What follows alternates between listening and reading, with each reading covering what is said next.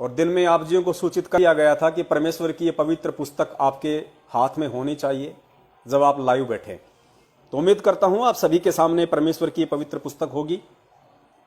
तो चलिए हम सबसे पहले इस पवित्र पुस्तक का जो कवर है, जो जिल्द है, उसके ऊपर जो परमेश्वर के वचन हैं, जो शब्द हैं, हम उनको समझने का प्रयास करते हैं कि इनका मतलब क्या है। परमेश्वर हमें इसके अंदर समझाना क्या चाहते हैं, बताना क्या चाहते हैं। इस पवित्र पुस्तक को लिखने का परमेश्वर का मकसद क्या है। सबसे पहले इस पवित्र पुस्तक को हम नमन करते हैं। उसके बाद में आप देखिए, सबसे पहले परम पूज्य गुरुदेव ने अपने कर कमलों से लिखा है, कबीर परमेश्वर कबीर देव की दया। कबीर परमेश्वर कबीर देव की दया। खुद परमेश्वर होते हुए सतगुरु रामपाल जी महाराज जी ने यहां पे लिखा है कबीर परमेश्वर, कोष्टक में लिखा है कबीर देव की दया। परमेश्वर उन्होंने इसलिए लिखा है क्योंकि वर्तमान में वो परमात्मा एक संत की भूमिका में इस पृथ्वी पे आए हुए हैं, एक सतगुरु की भूमिका में इस पृथ्वी पे आए हैं, एक सुयोग्य भगत की भूमिका भी वर्तमान में वो इस पृथ्वी पे आके कर रहे हैं। इसलिए अपनी भूमिका के अनुसार, अपने रोल के अनुसार उस परमेश्वर ने अपने से भिन्न दर्शाते हुए, परमात्मा को अपने से अलग दर्शाते हुए, अपने रोल के अनुसार, अपनी भूमिका के अनुसार यहां लिखा है कबीर परमेश्वर की दया।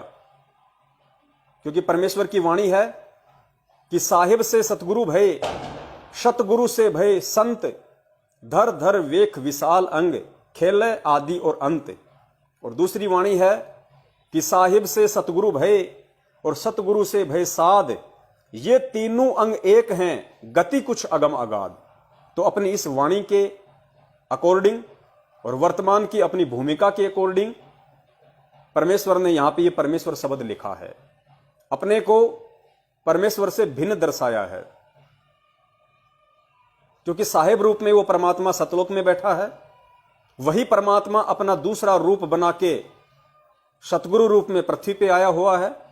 और सतगुरु रूप के अंतर्गत ही वो परमात्मा एक भगत की भूमिका भी 17 फरवरी 1988 से स्वामी राम देवानंद जी महाराज जी को अपना मुंह बोला गुरु बना के निभा रहा है।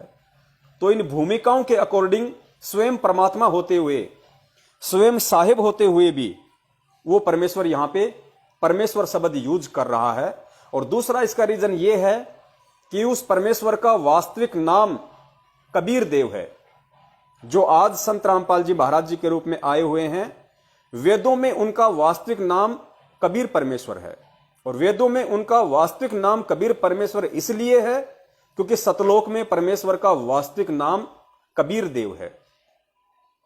इसलिए उस विधान के अंतर्गत परमेश्वर ने इस पुस्तक में सबसे ऊपर जो शब्द लिखे हैं कबीर परमेश्वर, कोष्टक में कबीर देव, क्योंकि वेदों में कोड वर्ड में परमेश्वर को कवि नाम से लिखा है, कबीर देव नाम से लिखा है। तो इस जानकारी को भी दर्शाने के लिए कि चाहे आप उनको कबीर कहो, चाहे आप उनको कवि कहो, चाहे आप उनको कबीर देव कहो, चाहे आप उनको कबीर देव कहो, ये परमेश्वर के ही उपमात्मक नाम है जो कोड वर्डों में भिन्न भिन्न धर्मों के भिन्न भिन्न धार्मिक ग्रंथों में लिखित हैं, अंकित हैं। इसलिए यहां परमेश्वर ने परमेश्वर होते हुए भी अपने ही कर कमलों से कबीर परमेश्वर की दया ये शब्द लिखा है। उसके बाद में हम नीचे चलेंगे